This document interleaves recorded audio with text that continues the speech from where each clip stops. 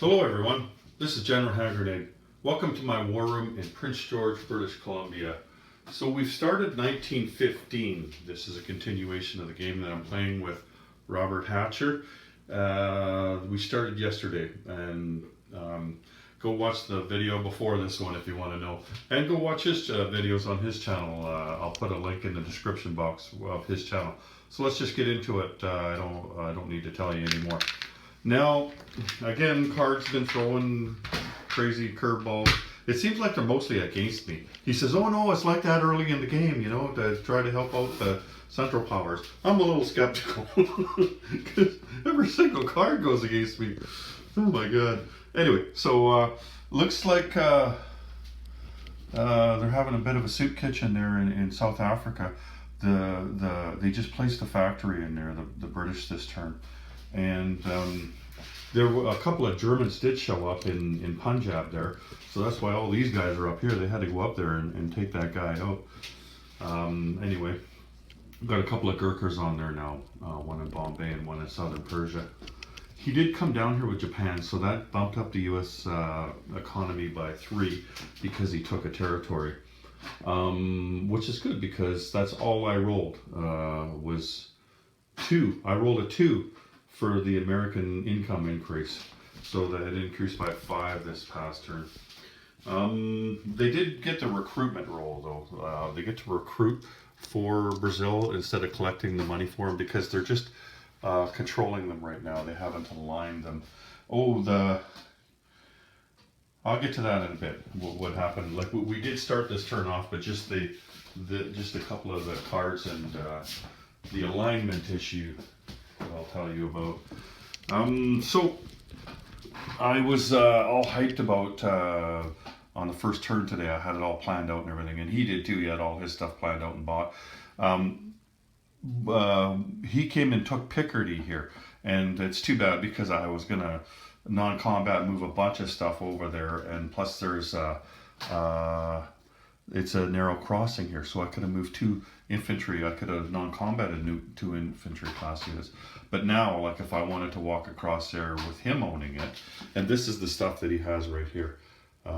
It's the French card because that's the one that I had it on. Plus it's in French territory, so I figured that would be a well-contested one because it's the closest one to Britain, and it's right beside Paris, and the Germans are in there too. So anyway, he took that out, but he had nothing left here and here because he used everything from these 2 places to take that out, and I still think it was the right thing to do. He just, the problem is he didn't have anything in behind it, right? Now he does because he's placed his units, but he had nothing to move up there. So these guys over here were able to take out Alsace-Lorraine pretty handily. Like you can see how much stuff they have left there. Actually, this fighter should be back. There we go. The balloon is in there, but not the fighter. Anyway, got one of my little Zouaves in there. He made his way up from Africa. The tank stayed in Paris though. But this is still a problem over here because there's quite a few. Like he's got a trench line here. That's why I didn't attack that. That's why I went after the other one, because I didn't want to amphibiously assault a trench line. It's a lot stronger than a normal line. Anyway, so I did manage to get a few things back here, but he could make his way around. I don't think he can assault Paris because that's all he's got, right? I'm in a city. There's no way I'm surrounded. So, you know, my infantry class units is +1, and, you know, it's just, he couldn't go after Paris this turn. So one of the things that happened was he didn't have anything in Austria when this turn began, and that matters when it comes to the Italian alignment, who Italy decides to play for. And so if they had greater than 8 units there, ground units, then they would have +2 in their favor for the roll. Like you roll a d12 to find out what the alignment's going to be, and a 2 or less that goes to the Central Powers. But by putting 8 infantry there, like he railed all 8 infantry from 2 different nations into Austria. I thought he might have forgot about it. I wasn't going to mention it to him, right? But he did it, and so he got that +2. But then there's a few other things that could have happened that didn't happen, right? If I had this or he took that or whatever, none of those things happened. But one of the things that I could do to make it +3 in my favor was give up Tunisia to the Italians, right? And so that's what I did. What that does, though, like for one thing, it gives Italy Tunisia for the rest of the game. So that takes one down from the Germans, or sorry, from the French. But the other thing is they lose a victory condition by doing that. But I figured it was worth it, because if I lose Italy there, and he's +2, so a 4 or less, I mean, he's got a 33% chance of getting that roll, right? I just couldn't take that chance. So what I did was I gave him Tunisia, so that made me +3. So in the end, I was +1, and we rolled the dice, and it turned out I didn't need to give that to Italy, because I gave up a victory point for nothing, because I rolled an 11, right? And so that was more than enough. Anyway, long story short, the Italians have joined the Allies, and so the Allies are thrilled about that. But in order to do some of that, things didn't go well for him. He attacked Romania here. Romania is one of the first places I took. What is the first place I took with diplomacy? They actually got him in the prequel. Because we were allowed, due to a random event, to put more, or to go beyond stage 2. Anyway, so he's held out there. 2 major attacks from here, and here, up here. Like, rather than taking his big force in Galicia and hitting me with it, I got a reprieve because they went after Romania, and then the Ottomans went after Romania. That guy, he's in the mountains, right? I started with 6 infantry in there when they started attacking me. I've still got 4, and I still have the territory, so that was nice. I wasn't able to take him out here. I really want to get this guy out of here, right? I've got a couple of the elite cavalry here. Everybody's got their own elite units in the game. There's the Gurkhas down there, and then there's the Zouaves there for the French. I think that's the only ones that are on the board right now, though. Nobody from the Central Powers. And, oh, there's an American Marine there, a U.S. Marine. He's also an elite unit. He's down there on the blue chip. Anyway, where was I? Japan. Japan is a going concern, I tell you. Like, I'm not feeling too good about them at all.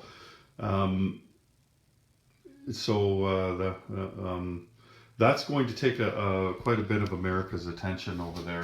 So that'll be less that they can put into their game over here.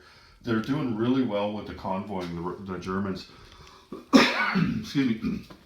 I wanted to develop the weapons for anti-convoying, but there was a couple of other things I wanted first. Like, you can't get anything better than wartime economy. You roll a 2d6 and you're getting that much money every turn. You know, like, that's a real tangible benefit when you get a handful of money, right? You can do anything with money.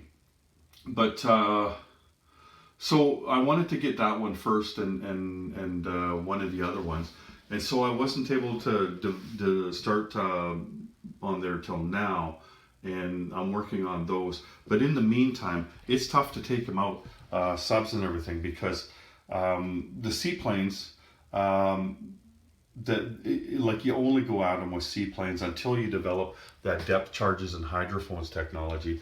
Then you can pair them with the torpedo boat destroyer.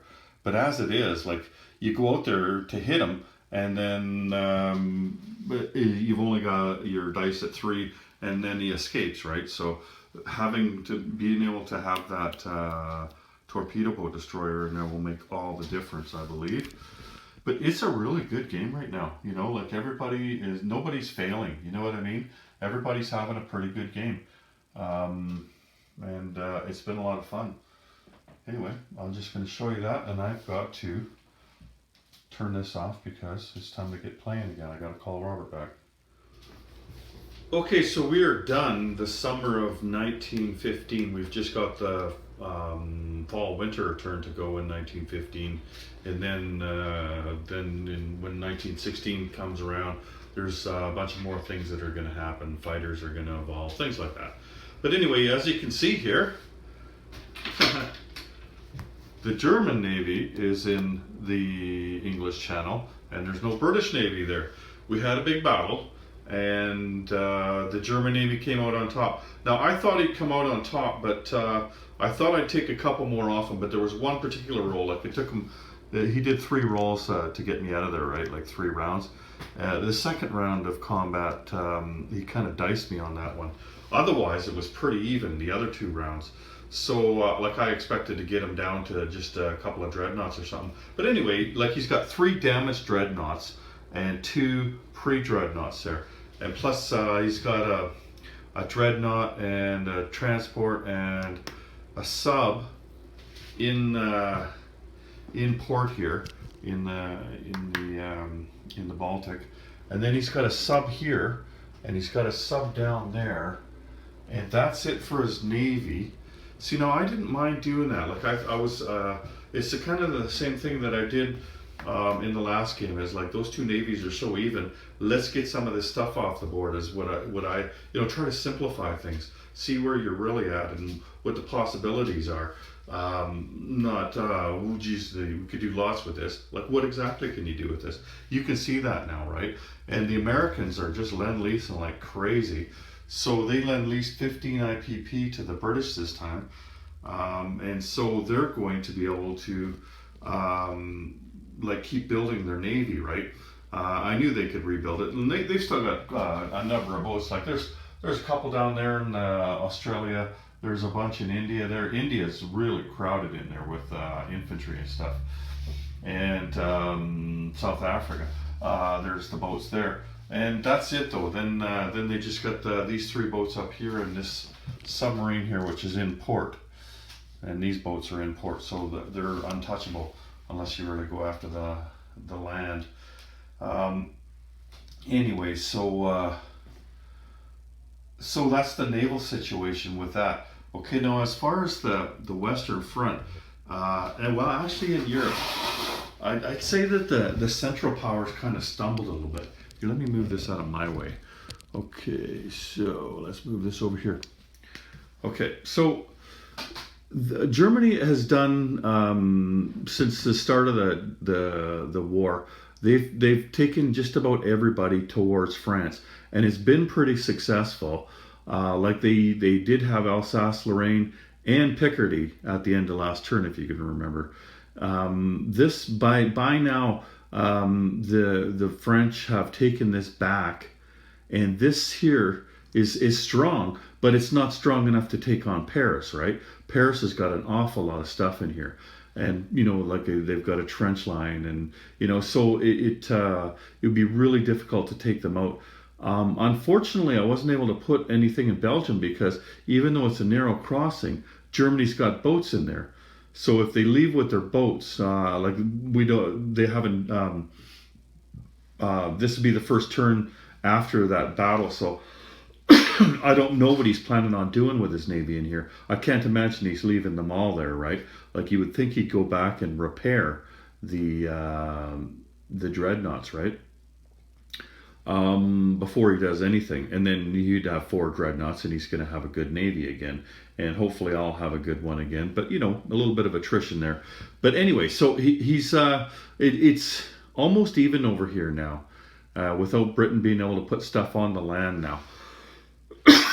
But this guy up here in Denmark, I mean, that was a stroke of luck there getting that, because twice now the Germans have attacked it and have failed to get it.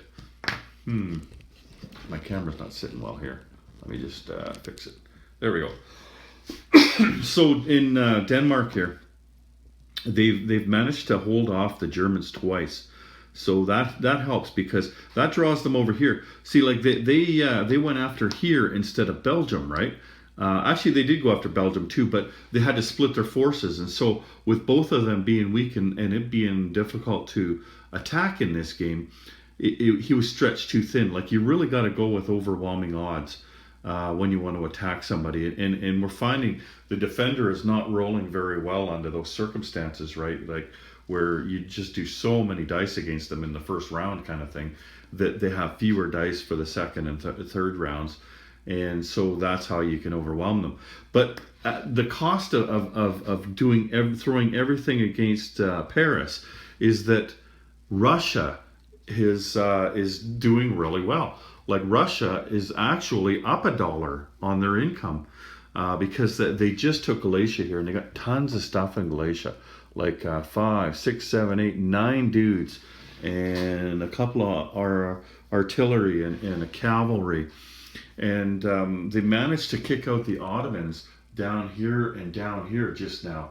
And they're looking pretty good over there, and they're looking really good over here. The thing is though, like you got to temper that a bit, because I had all these distractions in mind for these guys before, right?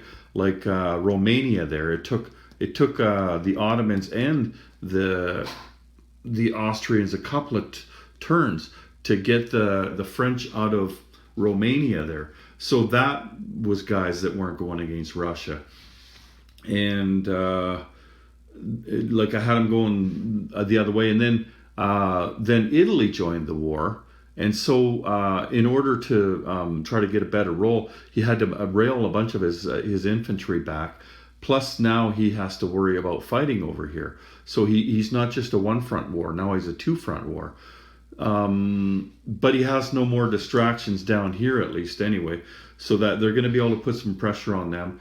But what I did knowing that was that I went after everything I could. So just now I took out a German, this place was German. This place, Galicia, had a few anyway, it wasn't too bad. Had a bunch of units there. But I just throttled him. Like, he rolled terrible in this spot. So with what I have left there, he's got no answer for this right now. Like, he could not possibly take it out, even with both nations working together, because he's only got 2 infantry here that can attack him. He's only got cavalry, artillery, infantry, and these things over here. So even if he went with everything that he had, I think that he's still behind, right? So that's going to keep him off me for another turn, right? And then, of course, if he does do everything against them, then he's not going to be able to go after Bessarabia. That's not very well defended, right? And the Ottomans aren't going to be able to give him that much help, because they're starting to get pressure now as well. So let's just go down there. We'll get to Japan later. Japan's doing really well, by the way. So here you look at the Ottomans, and the Ottomans have had a good game. Everybody's actually had a pretty good game. Like, nobody's had a bad game. I would say the Ottomans and the Russians are probably having the best games out of anybody here. And the Japanese are doing well too.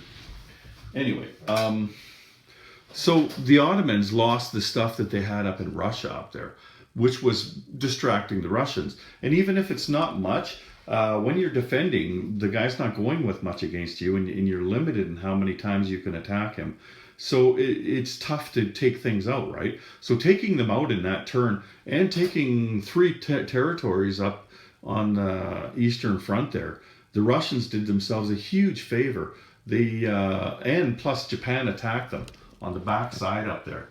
They went after them, and Russia didn't lose a thing. I think Japan lost 2, maybe 3 units. I think it was 2 though. So anyway, you look here, and Britain's got a lot of stuff here to come up through Palestine. They've also got a lot in here already, right? And then they've got everybody over here in India, and there's a transport here, and there's a transport that can get there this turn. So they can either go all the way over to here, to Egypt and to Palestine, or they can go right here to Kuwait and drop them off here and go up through the desert over here. So there's pressure there, pressure from the Russians, and so the Ottomans kind of have to take it easy. And the Allies have put more stock down in Africa than the Central Powers have. They haven't put many units down here. Like I can see here, he's put 2 German units down here. That's it. Whereas the British have put lots. Like, they just finished putting a cavalry last turn, because you can place them down here in deserts, right?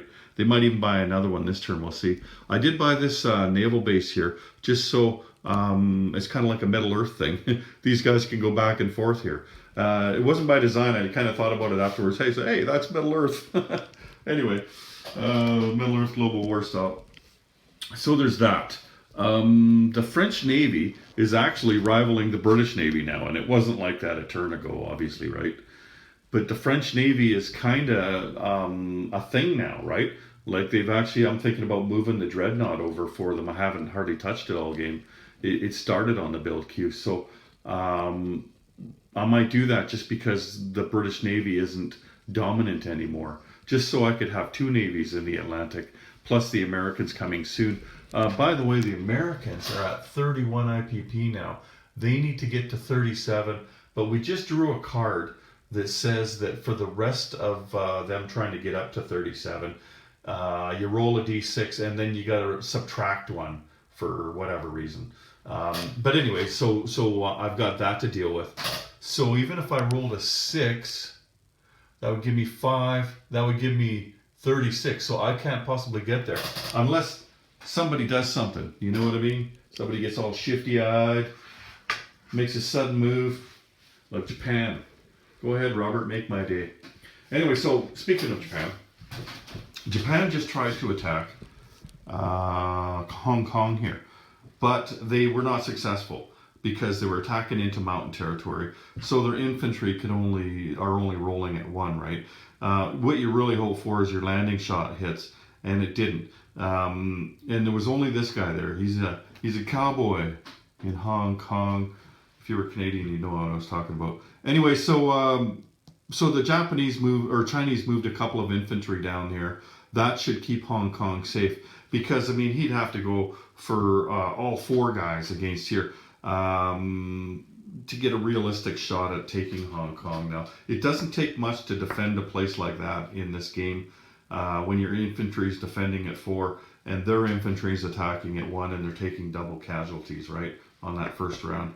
Anyway, so he definitely has me up in the east here, but I haven't put anything here. See, he's put all his stock into putting stuff in Primorsky Krai at the expense of making himself a bigger navy, right? Like it has gotten a little bit bigger, but he hasn't put all his money into ships. And I'm not criticizing him. I would have done exactly the same thing as him. Like this is, I think this is a victory condition for him. Over Primorsky Krai over here. It was tough for him though because he attacked across a river into a mountain territory there and he took a few casualties. I didn't take any. So that's what all I was planning on doing was just, you know, putting stuff over here, a little bit here, a little bit there and waiting for him. There's no reason for me to go and try to go across the river and attack him. I don't care if he has that or not. Like, it'd be nice for him not to have it, sure, but it's not killing me, right? As long as he doesn't bust out of there and through there and start coming down here, then I gotta worry about it, right? Then I gotta start stacking up here in Novosibirsk, and I've got all the manpower icons like I could slow him down, right? So I hope that he holds over there. The Americans have done absolutely nothing except for Lend-Lease and roll for technology. And I think, yeah, they've only got 1 more left for depth charges for that technology. Depth charges and hydrophones. And their improved construction. They're really doing, they hit 3 dice in a row on that one. So that would be huge for them because, as you know, the Americans, no matter what game you play, are going to need a navy, right? And the improved construction, if you remember that from your 36 game, it takes $1 off each stage in the build queue. So like if you're building a dreadnought on stage 4, then it only costs you 3 to put it down instead of 4, and then 3 to move along, 3 to move along, and 3 to move along. Or again, like 36, you could do it the other way where you could go 2 stages. You could pay $10 for 2 stages, and then you would you'd be able to build it one stage quicker, right? But you wouldn't be able to get that $4 off in the end. So it's up to you. You know, do you need it fast or do you need it cheap, right? Anyway, they're only 1 space away from that, and that's a wicked technology for them to have. One of the best, really. I still think that wartime economy is the best thing anybody can have. I always, there's not even a question. I just roll for that first, no matter what game I'm playing, because money is, you can do everything with that. And the other things is you can do this or you can do that, right? Some of them are good, some of them not. But money, you can do everything. Anyway, so I'm gonna cut the video off here. We're done for the night. We only got to play 2 turns today because my partner in crime there, he was busy for most of the day today, so we didn't start until 1 o'clock my time. It's 9 o'clock now. I finished an hour ago, but my kids took some pity on me and shipped me some Thanksgiving dinner, turkey and all the trimmings and everything. Pumpkin pie, loving it. Anyway, so I had a nice dinner. So that's all I got for you today. Here, I'll just show you how I'm playing in here. Like, there's all my 36 down there. I've got everybody stacked up and underneath the tables and everything, and stuff on the other side and over there. It's yeah, it's going good though. Loving it, having fun. Anyway, take care everyone. General hand grenade out.